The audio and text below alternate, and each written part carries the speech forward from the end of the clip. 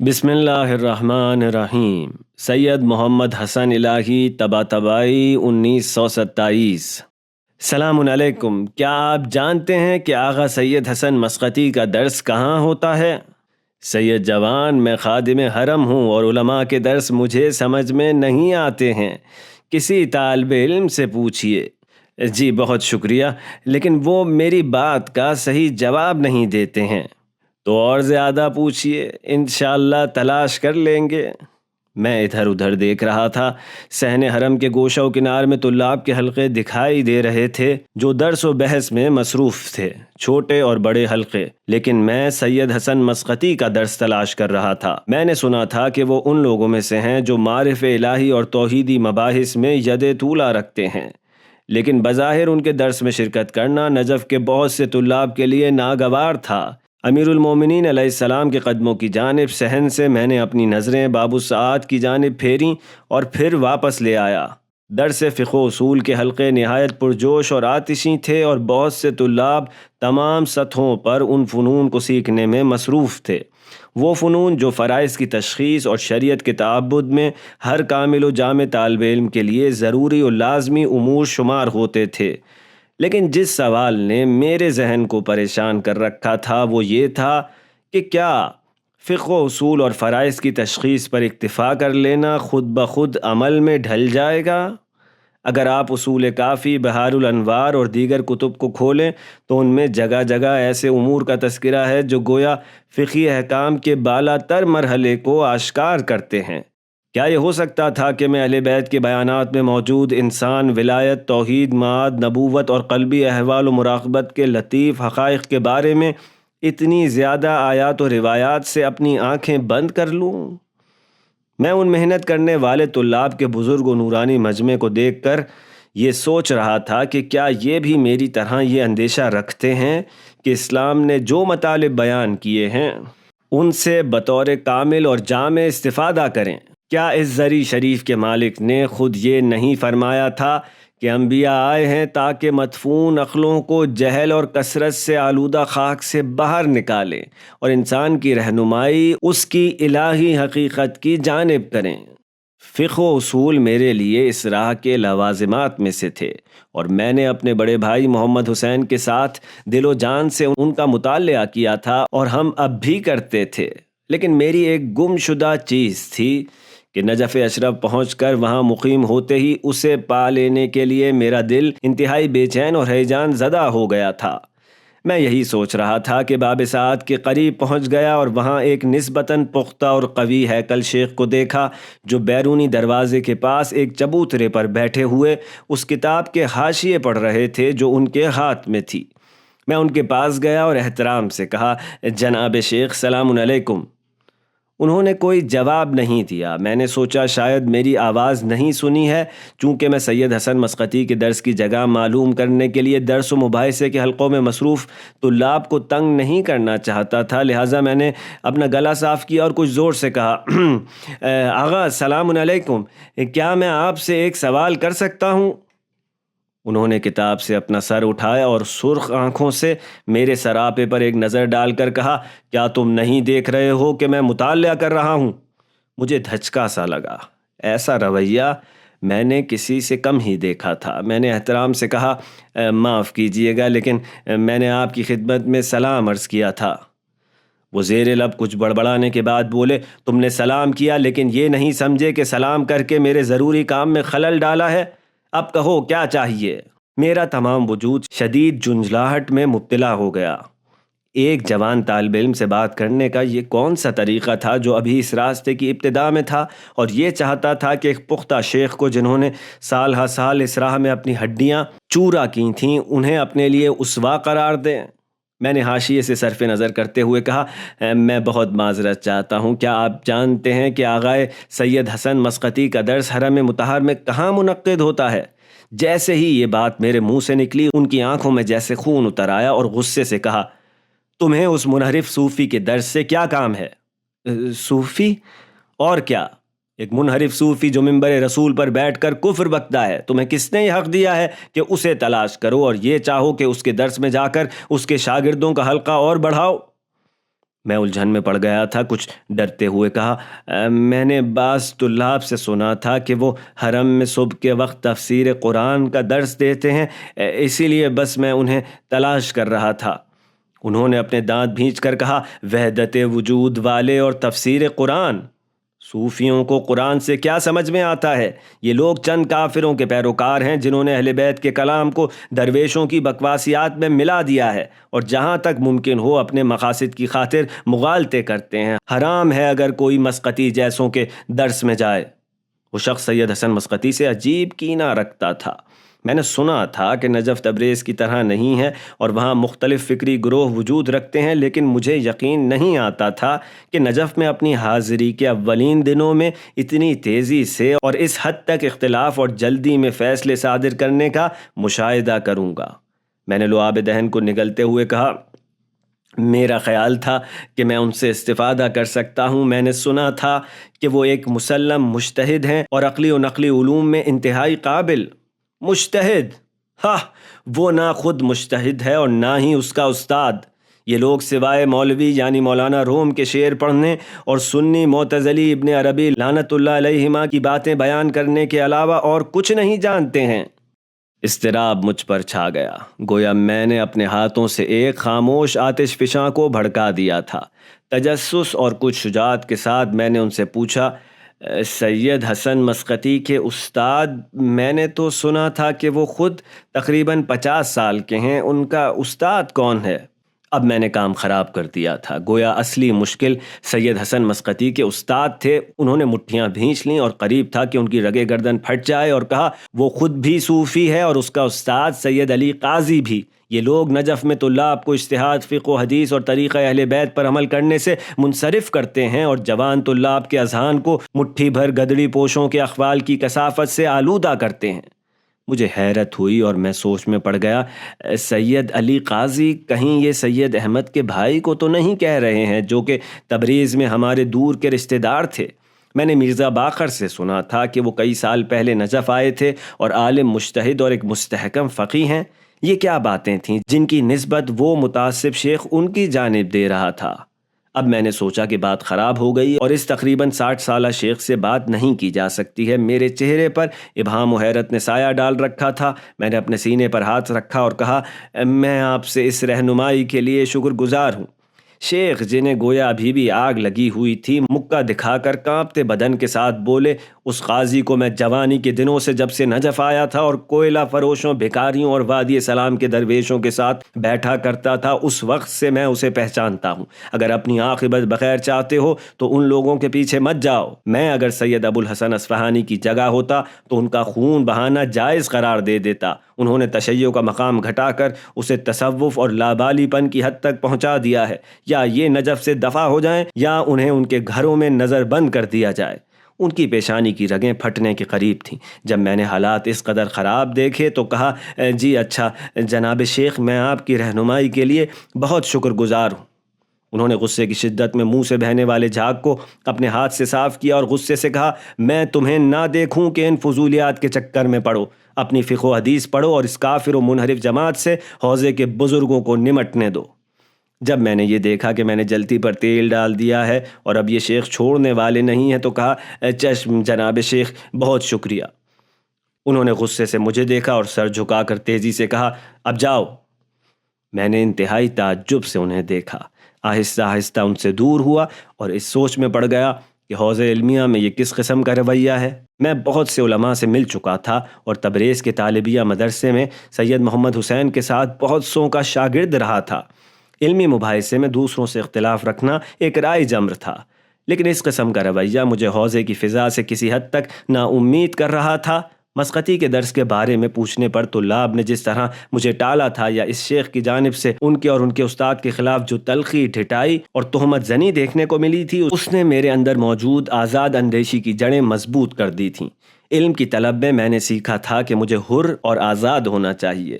قرآن نے ان لوگوں کو بشارت دی ہے جو مختلف طرح کی باتیں سنتے ہیں اور ان میں سے بہترین کی پیروی کرتے ہیں۔ کیا یہ ہو سکتا ہے کہ تفکر و تعقل سے مقابلہ کیا جا سکے؟ جو طالب علم درس خارج میں داخل ہوتا ہے اسے متعدد افکار و آراء کا سامنا کرنا پڑتا ہے، اور ان میں سے جو سمجھے اور اس کے لیے حجت قرار پائے اس پر عمل کرنا ہوتا ہے۔ میرے پاس اس بات کی کیا حجت تھی کہ میں مسقطی و قاضی کو کافر و منحرف سمجھوں؟ وہ بھی سید حسن مسقطی، جن کے بارے میں سنا تھا کہ وہ نجف اشرف میں توحید اور بیان حکمت میں کم نظیر ہیں۔ یہ افکار باعث بنے کہ میں اپنا ارادہ پختہ کر لوں کہ میں ان کے درس میں ضرور جاؤں گا۔ لہٰذا میں نے اپنی ابا مرتب کی اور امامے کو مضبوطی سے سر پر جمایا۔ پھر میں نے حرم کی چوبی ذریح پر نظر ڈالی جو کہ ایوان طلاء کے سامنے والے دروازے سے نظر آتی تھی، اور سید حسن مسقطی اور ان کے درس تک پہنچنے کے لیے ایوان العلماء اور در شیخ طوسی کی جانب چل پڑا۔ میں آگے گیا، دروس کے حلقوں پر نظر ڈالتا جا رہا تھا کہ میری نظر ایک سید پر پڑی جو صحن کے آخر میں ایک چھوٹے ممبر پر خورشید کی مانند جگمگا رہے تھے۔ میرا دل گواہی دے رہا تھا کہ وہ سید حسن مسقطی ہیں۔ آہستہ آہستہ میں ان کے حلقہ درس تک پہنچا۔ جب حرم میں لوہے کی تختی پر 11 مرتبہ ہتھوڑا پڑنے کی آواز ظہر سے 1 گھنٹہ قبل کا اعلان کر رہی تھی، ان کے درس میں 20 سے زیادہ طلاب موجود نہیں تھے۔ میں خاموشی سے بیٹھ گیا۔ ان کا چہرہ توجہ میں غرق تھا، آرام و پرسکون، سیاہ عمامہ اور چہرہ جو اندرونی آگ سے روشن ہو چکا تھا۔ 2 کتابیں ان کے ہاتھ میں تھیں جو فرسودہ اور قدیمی تھیں، جنہیں بڑے احترام سے اپنے زانوں پر رکھا ہوا تھا۔ میں نے غور سے دیکھا تو معلوم ہوا کہ پہلی کتاب کی چرمی و قدیمی جلد پر سفید رنگ سے لکھا ہوا ہے توحید صدوق، اور دوسری کتاب کی جلد پر مدھم طلائی رنگ میں تحریر تھا اصول کافی۔ شیخ صدوق اور کلینی کی کتابیں تھیں، شیعوں کے صف اول کے محدثین۔ میرا ذہن اس شیخ میں الجھ گیا تھا جو مسقطی کو صوفی کہہ رہا تھا۔ انہوں نے درس کا آغاز کیا اور کہا، بسم اللہ الرحمن الرحیم، الحمدللہ رب العالمین۔ ہماری گفتگو سورہ مبارک قصص کی آیت نمبر 88 تک پہنچی تھی۔ اللہ کے ساتھ دوسرے الہ و معبود کو نہیں پکارو۔ یہ نہیں پکارو یعنی قلباً نہیں پکارو۔ تمہارے اعمال تمہارے وجود کی خواہشوں کا نتیجہ ہیں۔ تمہارے افکار اس سے جنم لیتے ہیں جس پر تم توجہ رکھتے ہو۔ انسان جس چیز پر متوجہ ہو وہ دوسرے امور سے اس کی توجہ سلب کر لیتی ہے اور اس کی الہ بن جاتی ہے۔ انسان کی توجہ ایک طرف سے والا و شیدہ ہونے اور متوجہ ہونے کا مفہوم رکھتی ہے۔ آپ اپنے خیالات کو اپنی مٹھی میں بند رکھیں اور اجازت نہ دیں کہ آپ کا باطن خدا کے سوا کچھ طلب کرے۔ لیکن کیا ایسا ہونا ممکن ہے؟ کیا انسان خود بخود اس نقطے تک پہنچ سکتا ہے؟ وہ اپنے خیالات کو کس طرح سے کنٹرول کرے؟ جس راستے پر آگے قرآن کریم اشارہ کر رہا ہے وہ توحید پر توجہ دینے اور تبارک و تعالیٰ کے مقام ہو پر انحصار الوہیت سے عبارت ہے۔ اس دوہرے معیار کو ختم کرنے کا طریقہ یہ ہے کہ توحید و ذات باری تعالیٰ پر توجہ کی جائے۔ فَفِرُّوا إِلَى اللَّهِ، یعنی خدا میں پناہ حاصل کرو، خدا کی جانب فرار کرو۔ آپ مقام ہو کی جانب متوجہ رہیں، وہ اصلی الہ ہے، اور جو کچھ انسانوں کے صفحہ خیال و گمان میں ہے اسے دھو دیتا ہے اور کہتا ہے کہ تم جو بھی سوچتے ہو اور جس چیز پر توجہ رکھتے ہو وہ ابھی خالق، نابود اور نیست ہے، اور جو باقی ہے ظہور و ادراک میں اصلیت کا حامل ہے، وہ خدائے تبارک و تعالیٰ کا وجہ یعنی اس کا چہرہ ہے۔ حاکمیت اسی کے لیے ہے اور تم اسی کی طرف پلٹو گے۔ ان کا کلام عجیب فصاحت کا حامل تھا۔ جب وہ گفتگو کرتے تو انسان کی رگوں میں خون جوش مارنے لگتا اور وہ عالم کے مقدس مقامات کی جانب متوجہ ہو جاتا۔ انہوں نے کتاب توحید کھولی اور اس پر نظر ڈال کر بولے، اس وجہ کا کیا مطلب ہے؟ کیا ہمارے پاس کوئی راستہ ہے کہ ہم اس وجہ یعنی چہرے کے ساتھ رابطہ قائم کر سکیں؟ جناب شیخ صدوق کتاب توحید میں صادق آل محمد علیہ السلام سے سند کے ساتھ نقل کرتے ہیں، ہم اہل بیت وہ وجہ اللہ ہیں جو نابود نہیں ہوتا ہے۔ اگر کوئی اس پر توجہ کرے تو اس نے عالم میں اس حقیقت پر توجہ کی ہے جو توحید کا مظہر اور اس کی تجلی ہے۔ ایک اور جگہ دوسری تعبیر میں اسی معنی پر تاکید فرماتے ہیں کہ جب امام معصوم سے کسی نے آ کر پوچھا اس آیت کے بارے میں جس میں پروردگار نے فرمایا کل شیء ہالک الا وجہہ، اور معصوم نے جواب دیا کہ اس سے مراد ہم ہیں، کیا انسان کا اشیاء سے رابطہ ان سے روبرو ہونے کے علاوہ کچھ اور ہے؟ قرآن کا ارشاد کہ سب کچھ نابود ہے مگر یہ وجہ اللہ، اور ایک اور جگہ فرماتا ہے جس چیز کو دیکھو اس کی ایک وجہ ہے یعنی ایک چہرہ ہے، اور اس کی ولایت کا مالک مقام ہو ہے۔ یہ ہمارے معرف ہیں۔ مقام ولایت کی تعریف اور حقیقت توحید کے بارے میں، انسانی ادراک کے بارے میں یہ اہل بیت کے درخشاں و بے نظیر کلمات ہیں۔ حوزہائے علمیہ کیوں ان بے مثال کلمات سے درست بہرہ مند نہیں ہیں کہ ازل سے ابد تک ایمان کے سپوتوں نے ایسا عروج نہ دیکھا اور نہ دیکھیں گے؟ کیا توحید اسلامی شریعت کی بنیاد نہیں ہے؟ کیا ولایت اصول دین میں سے نہیں ہے؟ ہم فقہ و اصول کو توحید کے لیے چاہتے ہیں، ہم ولایت اور مقام اہل بیت کی پیروی کے لیے ان کے محتاج ہیں۔ پھر کیا ہمیں ان معارف اور ان توحیدی اخلاق و کلمات سے فائدہ نہیں اٹھانا چاہیے؟ انسان اپنی خلقت کے راستے پر ایسا مسافر ہے جو توحید سے کثرتوں اور کثرتوں سے توحید کی جانب گامزن ہے۔ اس کے لیے ضروری ہے کہ وہ خود کو اپنے اختیار سے اس عالم سے ربوبیت کے مقدس مقام کی جانب متوجہ کرے اور عقل و الہی سفر میں داخل ہو، خود کو افعال الہی کے شہود تک پہنچائے، خود کو اسماء و صفات حق کی تجلی تک پہنچائے۔ وہ راستہ جس کی تصویر کشی قرآن نے موسیٰ علیہ السلام کے لیے کوہ طور پر کی ہے۔ ہم کب تک خواب خرگوش میں مبتلا رہیں گے جبکہ ہمارا یہ خیال ہو کہ ہم حق کے راستے پر ہیں؟ خداوند نے انسان کو اپنی خلافت کی استعداد عطا فرمائی ہے۔ ہم امام صادق علیہ السلام کے مکتب کے شاگرد ہیں۔ ہمیں چاہیے کہ وہ راستہ مکمل و جامع طور پر اپنائیں جو ان کے مد نظر تھا، یہ نہیں کہ اس کے ایک جز پر اکتفا کر لیں اور دوسرے امور کو ناقابل توجہ اور بے اہمیت سمجھیں۔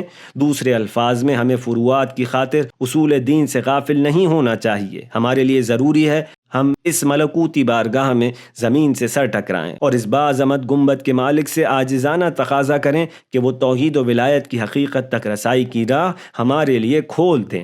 ہمیں ایسا آسمانی اور ولایت میں ڈھلا ہوا مرد دکھائیں تاکہ وہ ہمارا ہاتھ تھام کر حقائق کی اس بے کراں کہکشاں تک ہماری رہنمائی کرے۔ ہم اس خاندان کی عنایت کے محتاج ہیں تاکہ وہ ہماری حقیقت کا اپنے بحر وجود سے متصل ہو جانا قبول فرمائیں۔ اس وقت ان کی صورت 14ویں کے چاند کی مانند نور افشانی کر رہی تھی۔ میں طلاب کے آنسوؤں کو دیکھ رہا تھا جو ان کے چہروں سے ٹپک رہے تھے۔ میں اب بھی ان کے افکار و نظریات میں انحراف تلاش کر رہا تھا۔ جو کچھ بھی میں نے دیکھا تھا وہ ایک کم نظیر مرد تھا جو معرف عقائد اور توحید میں ید طولہ رکھتا تھا، اور سب سے زیادہ اہم یہ ہے کہ اپنے سامنے موجود ہر سننے والے کے دل کو یوں آگ لگا دیتا تھا کہ وہ ان باتوں کو نظر انداز نہ کر سکے اور دوسروں کی مانند بے لگام زندگی بسر کرنا اس کے لیے ممکن نہ رہے۔ انہوں نے مزید کہا، میں بات کو زیادہ طولانی نہیں کرنا چاہتا ہوں، لیکن صرف اور صرف ایک روایت کا متن ہے، آپ کے لیے پڑھتا ہوں تاکہ آپ دیکھیں کہ اہل بیت عصمت و طہارت ہمارے لیے جو تحفہ لائے ہیں اس کے لیے تقویٰ، توجہ، سیر اللہ، درخواست اور ان کے گھر سے عاجزانہ گدائی کی ضرورت ہے تاکہ وہ معرف لقاء اللہ کی حقیقت، وجہ اللہ اور ان کے آسمانی مقام کی ہم جواری کو ہمارا رزق قرار دیں۔ انہوں نے توحید صدوق نامی کتاب بند کی اور اسے اصول کافی کے نیچے رکھ دیا۔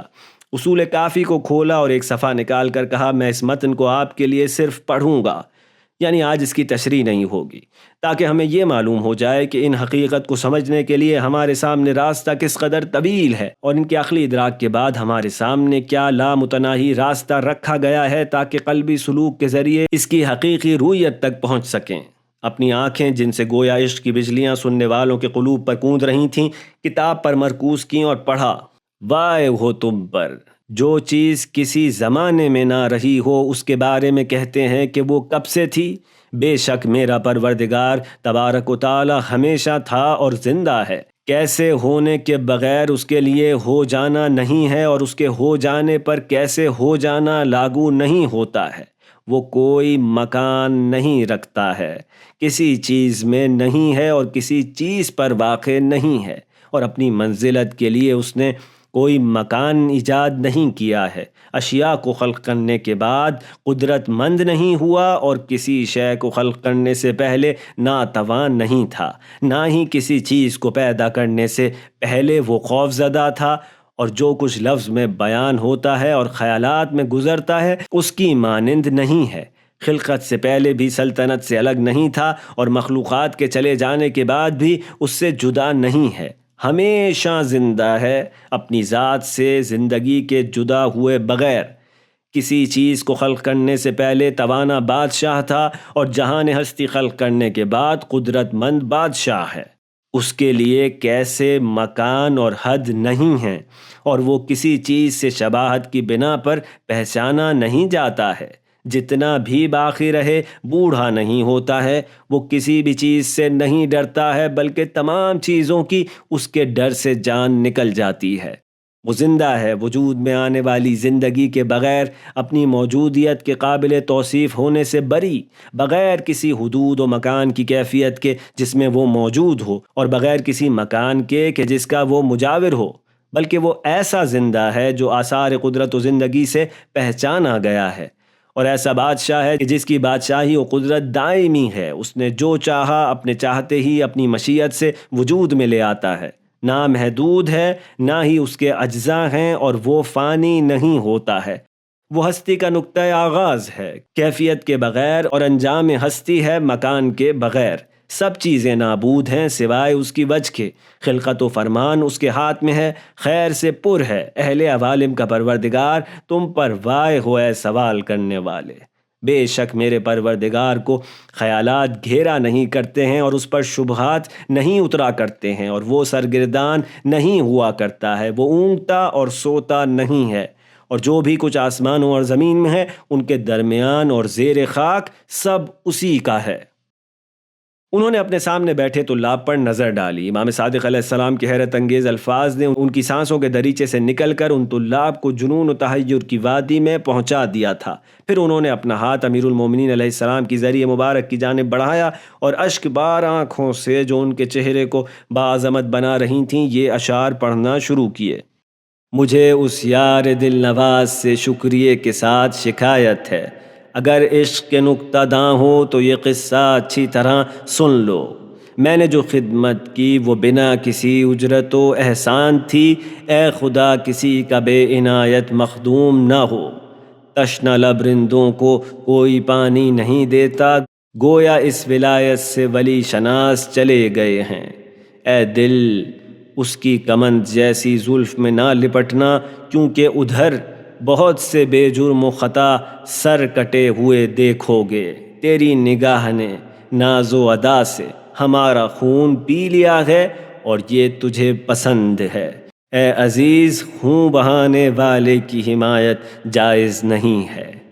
اس اندھیری رات میں میری راہ مقصود گم ہو گئی۔ اے ہدایت کے ستارے کسی گوشے سے باہر نکلا، میں جس طرف بھی گیا میری وحشت کے سوا کچھ نہ بڑھا۔ اس بیاباں اور اس بے انتہا راستے سے خدا کی پناہ۔